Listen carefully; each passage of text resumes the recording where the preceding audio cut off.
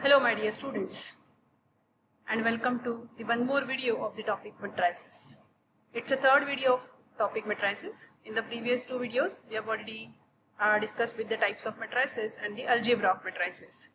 Now today we will discuss about what is meant by singular and non-singular matrices along with the transpose of matrix. So let's see. Let's first see singular and non-singular matrices. So what is meant by singular matrix? Any square matrix A is said to be singular if and only if the value of determinant of matrix A is 0. To check whether the matrix is singular or non-singular, it should be first of all a square matrix. For square matrices only we can check the singularity and non-singularity because we have to find out its determinant value. And for determinant, the number of rows and columns should be same, that is known to us. Hence, for square matrices where the number of rows and columns are same, we can calculate determinant value and hence we will calculate the singularity. Okay. So, for singular matrices, the determinant's value of that particular matrix A, it should be 0. So, this way you can find out, write those elements into determinant form, expand it or evaluate it, check whether it is 0 or not. If the value is 0, the matrix is called singular matrix. And the second possibility is non-singular matrices. So obviously for non-singular matrices your determinant value should be non-zero. So if determinant A is non-zero, we can say the matrix is non-singular. Let's see one example. It's a 3 by 3 matrix now with the respective elements 4, minus 2, 3, 6, 7, 1, 4, 0, 2. So to check whether it is singular or not, we have to write the matrix into determinant form first. So you have to write this step compulsory, that determinant of A, or this way also you can write into 2 vertical bars and put the elements into 2 vertical bars, right, that is into the determinant form first and then expand it. You are not supposed to expand that matrix itself. Okay, so let's expand it. 4 into, this is 14 minus 0. Next, minus of minus 2, minus is the sign of expansion here. So minus of minus 2, it will be plus further. Then 12 minus 4 and last plus 3 into 0 minus 28. The expansion of determinant is already known to you. We have studied it in the last chapter. So hope this is clear to all of you, and hence further it is calculated as 56.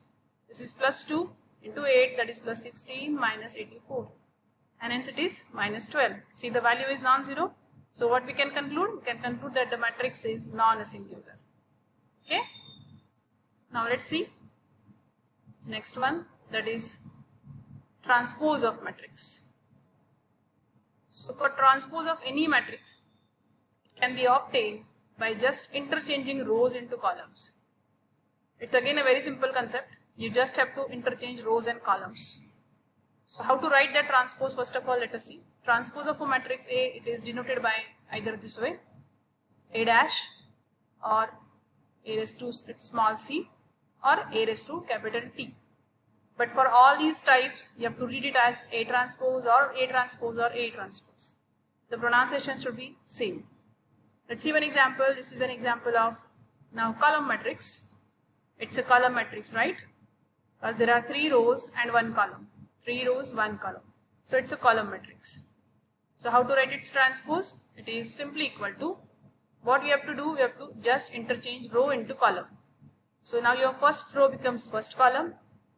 This is your second row, it becomes second column, and third row becomes third column. So that column matrix will get now replaced, or it is interchanged into a row matrix.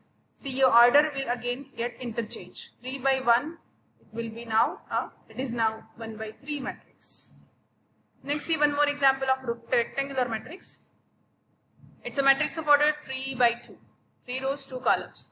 So when you want to write it's a transpose, you again have to interchange rows into columns. See, first row becomes first column. This is your second row, it becomes second column. And third row, you have to write into third column. Okay, so now the order again get interchanged. 3 by 2 becomes 2 by 3. 2 rows and 3 columns are there. So this way these two concepts are very simple. Singularity, you have to check only for square matrices.